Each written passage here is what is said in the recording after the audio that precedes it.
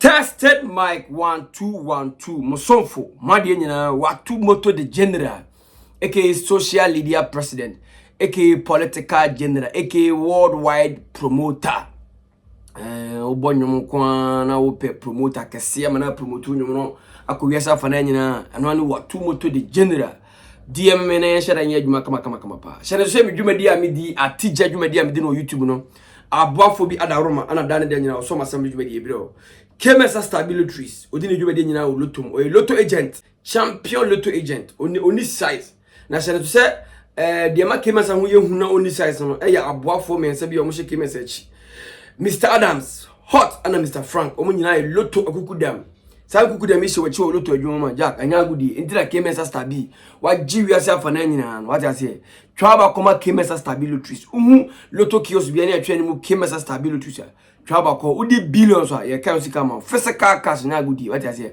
na catch e wa afrancho bronco junction wana Ps2 stabil wo kona any Ps2 stabil ko adwuma na bo se otomotomantu futuro ngoni what I say ye ko have videos upon videos because otomoto medwuma di atijano a video reaction kwan ye what I say ye dive into matters what I say nti ye wako have first video of MDK medical na say na caption it say medical lashes out at content creators what I say ye ko have the medical gina content creators ye ko say so ye niam ye content o bag o ye TV so ma ye o ye no sounds o ye entertainment the omo ye no abi na o so ye no I don't know so to GL.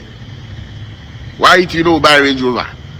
Or it is say no be possible. It be because of your mindset. If you change your mentality. Because people they watch your channel. People they watch your channel. The kiddies they watch. Then they see I'm saying no Ghana they hair with the tire. We see what the boys have they talk. It means say it no be possible. But you they sit down they praise somebody with a different country. Say oh, it be possible for me. India be possible by your own countryman. Oh it no be possible. If you think like that, you will be poor forever. Audience are unyeskada. You know if you buy anything, you know if you do anything for yourself till you go die. You go sit there talk about people that my lives. Every day somebody do something and you can't say you do. You know if you do. Then time they go. You go here no. Then we buy submarine or we buy some island for somewhere where we no even come talk about them. Then time they go. Welcome back, guys. Okay, video of America, Mr. Frimpong, America, Odin Komobina, America comedy. I support you 100%. Masa, I told you I Jimmy and I had about here. Maybe you better be a case to do more. Okay, come with the same. Masa, don't need you. Yeah, bon. Other countries here, one in a million, sir. What are you trying to tell me? Are you guys trying to tell me that America cannot afford private jets? America.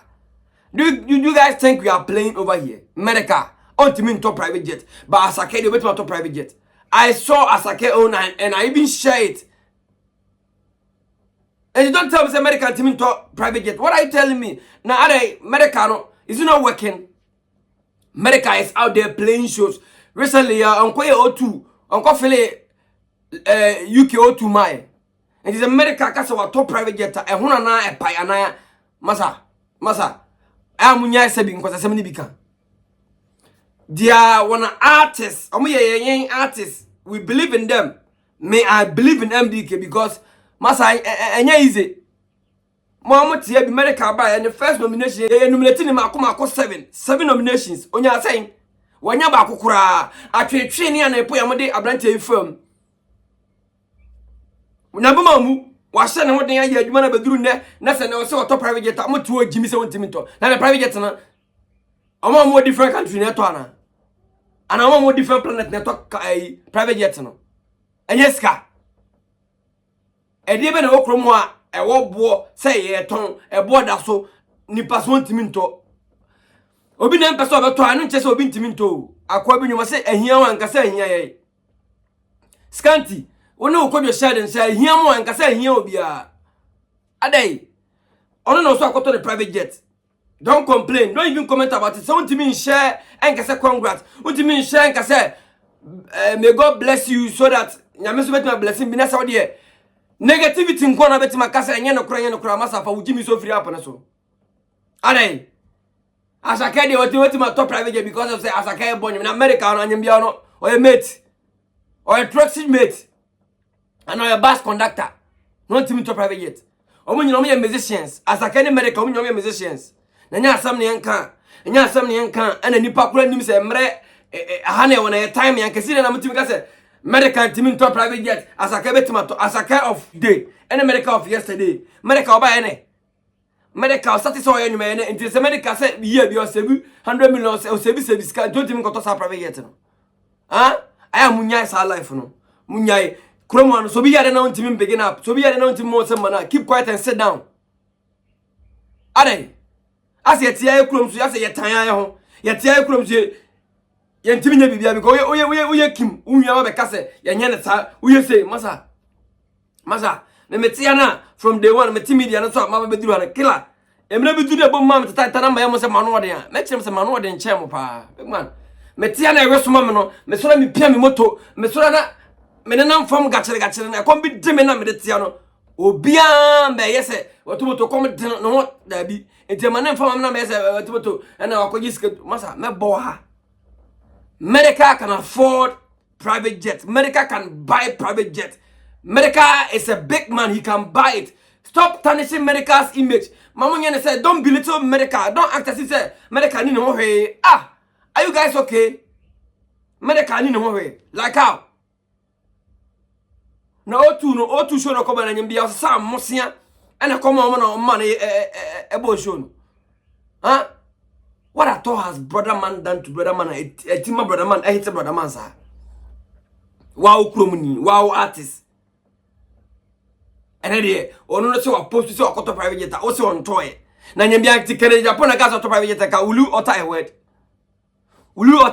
do you kere Japan be no do you know him that much Asake na wu ni bebe ote the only man so to Nigeria or yes or nyom or Afrobeat singer no ono kwa no believe in so beto to private jet and am say medical to Ghana to so to omunti ontimi to private jet wa boa bi na sabia wa boa pi and so you no at times wow de no enye crash like I say na number 1 me me boss nam samofo wi nam no big man sade wo ho a wow like but sade ne ba me boss ho a say 1 city say 50 pesos jack e wi asinya sade na shem boss no enye number 1 in town ade am so free me boss ho no ade am boss ho a e wi asinya na ye papa eni ne ho no mfa ho ade ase ti kromo no ase dan bi untimi nkasa yeso onu mbon Masanya mekasa magasa manumbon pa. Sama jimi.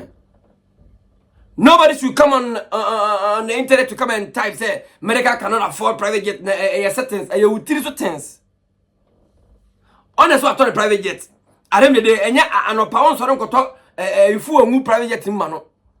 Private jet na say no the commenters on go twa city ma no. Enti obo no e de ne be ya ma wo kasa obo de ne be ya ma. America so private jet no. Enya hwe ma Onia enya hwema tu problem ne say na oboa na masa ayampa medical private jet wakoto private jet no obetima to we nipa nipa na ya juma fiti sesembe mresante be duru sesembe no so wakoto private jet no mun tv dana waboa no waboa eto da bia wale edisi ya no di dimatem ankasa serious eto da bia ya wale odisi odi dimatem your mother no yi mama sa because eto da bia na se nipa ni bia duni ni ho Obi na akoto ne private jet. Say me kai private jet emesi ufie. O mesere wasase bi say bra, mama sase fa me private jet nsuso. Okoto ne fu wala, unkoto bi mo ano. Private jet say no the comment na sa. Umpe naira. Eti ho ne say. What's your problem? Ah na oboa. What are you guys going to gain from Saturday na moye medical? Huh? Medical go dia agro enkula ebia na medical block ya na mabobo adam nti one falaje nti ma medical anya hwe wabrabo nim MDK private jet no wato wa wo dia de oso ntese wato no opa ni jimi nko ade na eti kromo so wankasa wo kromo ni okasa ya de na ya ana sabi se no manda na ba follow kini enim Ghana foni bi no manda na ba follow kini enim ana because I nipa bi nkoso ye mo ya maba the late Bernard Nyako be say maba e de ade a wan America kokuru makoto na ade a wan twere kanti no ye Scanty. Medical to what they went to Kana. Medical, me say, private jet and what to. Why want to send Coco Shepo, upon a down, no to no shibi. A day. At times, oh, yeah, dear, no, Mamma so much because they deserve it. Messi as a Canadian, and we are no 2 ways, Messia, a man of Congress because when you poverty matter. Not in a man called Crummedia was what Toby and any pass of war. A day. Huh? As a mere cranny. Hey, it could be funny, Timu Pana just said, it is a medical general content creators and says, as you go to be. I don't make us out to Lamborghini. Some of me, man. Yeah. Min ronan cheso binti min ru tini samo to me yad mena min timin to ka min timin to moto min timin to private jeta eno cheso bin me yad mena timin to bi oh edini wa to the general ke social media president aka political general ke Kumasi mayor o first time I will do media subscribe, leave your comment and share eno na me here free o aja say yeah correct another video na channel say KMS stabilities Lotto agent ke sia wo eye afranchu Bronco Junction e na asomase saso na Prestige Court eye bia ye gia home e wo eye kokobe New Side Junction kona kwada ho kama pa some ye boys mbasa mu pie apart enye easy spacious places ne bedroom spacious ne living hall spacious ne bathroom spacious bia spacious ne kitchen spacious kwada Prestige Court ne beda masawate e wo kokobe New Side Junction. Yako another video. Yako a video of a year one pothole beer in Sogum Chabam. Ewo a year Kumasi Asafo marketer. O de call VIP station. Yako for bus. Ako a year Accra. Yanko a year a horn. I'm gonna be a down in Soviet. Yanko here. I'm greeting each and everyone. If you receive this video and it is morning, good morning. If you receive this video and it's in the afternoon, good afternoon. So I had him say, hey, Asafu. I have more Asafu. We'll be able to do now. I'm sure we are an upper bass up on Crane. Yeah, no offer from overhead. Okay. This problem, I want to say, this problem, I want for years into the paying for elk mass. The paying for elk mass, someone has said, near my being Yakaka. What do you care about? I'm not so quiet that more. What do you care about now? Boom, bang. It's an performance of what I issue. Chromo, Asafu. Cabia, you do mobile. I will be a that's a old one. Idea many years. I mean, no problem when I was going to be a and I'm a conqueror. No problem with 5 years. No problem with 5 years. You need to be a Kuma. And be better than ambassadors. I mean, found one MP. Your opinion, your care, my boss, your one, open your hand. What is the problem? Now, you have to do more behind my hand. Welcome back, guys. Wait, me ama de nyina Cobson watch it. Ai ene ekopie so ewo eye Asafo New Plan Station and Asafo VIP Station, Asafo VIP Station.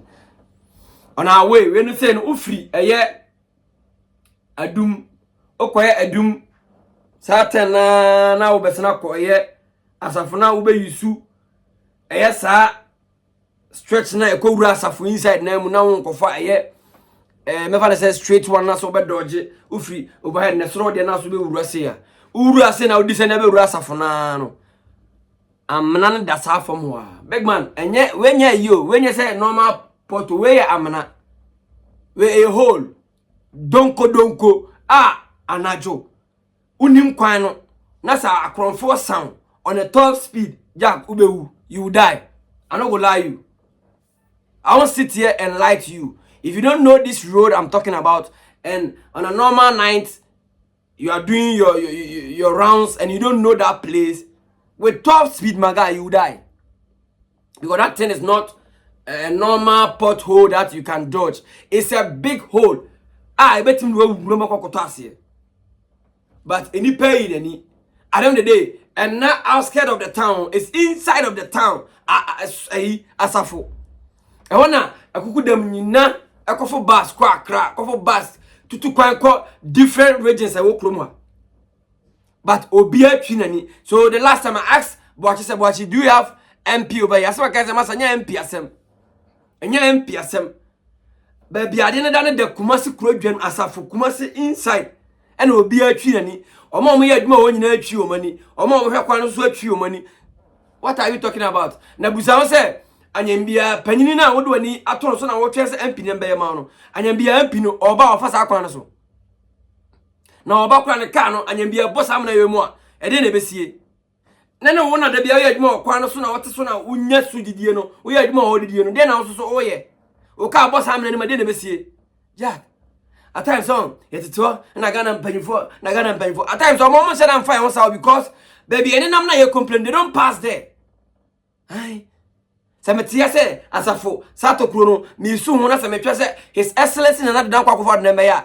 Big man onu Kumasi oba haro do say no oba ofa ho de.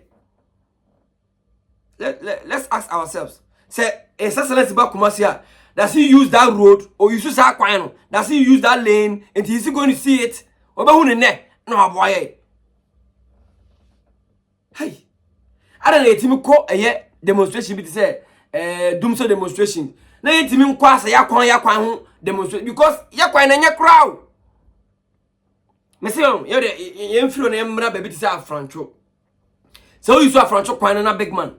And I join us one money and it will be able because I'm not that kwan photos I can see right now after every photos aqua pit. Hey, ebe like obi nobody they care, right? As obi an care, obi a chine no mfo obi an ho.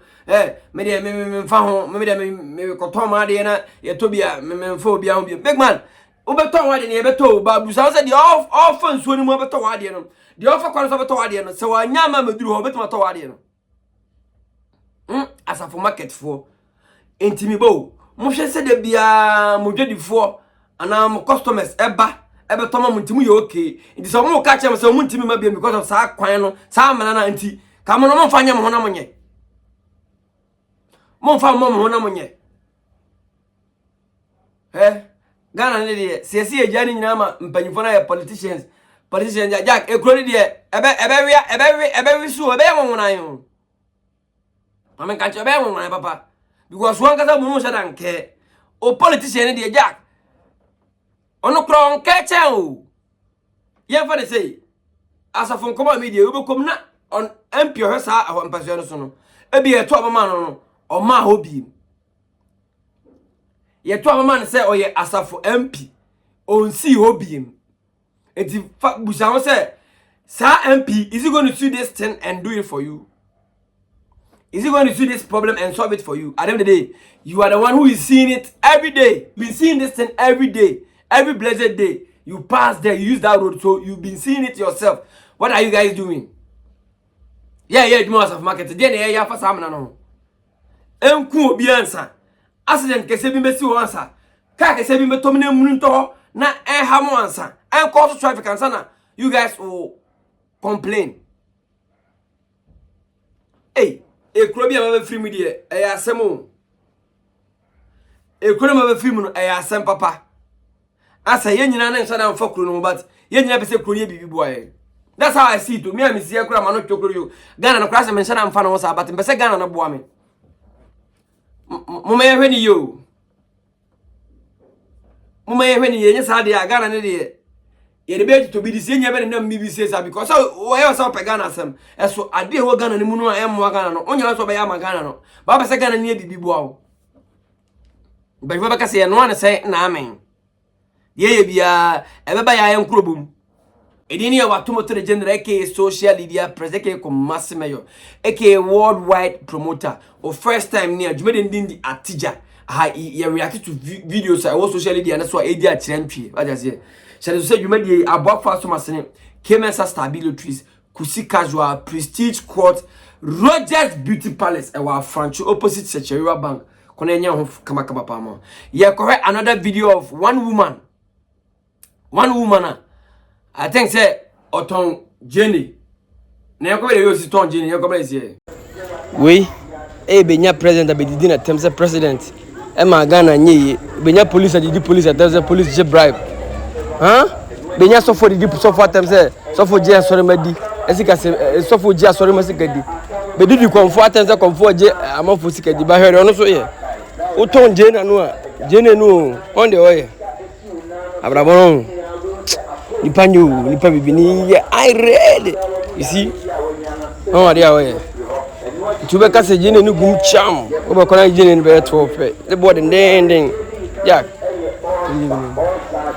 kona jene ni board ndeng jack a oni se jene ni gum bebre bi o kona jene no o kan ba no juice ka twitwiri di o just say ipanyo ni ba jack ti ase bi eni dia o ye because jene no o betima kan ono na hihye o design onim se ade ni gum bebre a o betima kan ni bebre but on the way we need I read we need a fucking untin pa we need ase jack we have a cat Ghana heading only ba I mean who nyina mo. Welcome back guys. And on a caption on your crowd or no say I can't sorry, you can't be deceiving people and expect your business to grow.